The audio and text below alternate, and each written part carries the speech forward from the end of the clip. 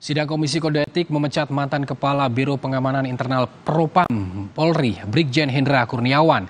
Hendra dipecat setelah dinyatakan bersalah dalam kasus perintangan penyidikan Yosua.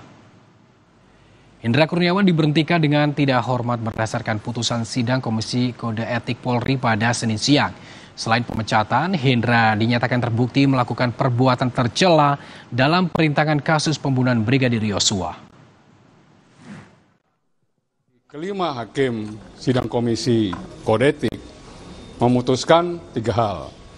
Yang pertama, terbukti bahwa perbuatan yang bersangkutan adalah perbuatan tercela. Yang kemudian, sanksi yang kedua adalah yang bersangkutan ditempatkan di tempat khusus selama 29 hari. Dan itu sudah dilaksanakan.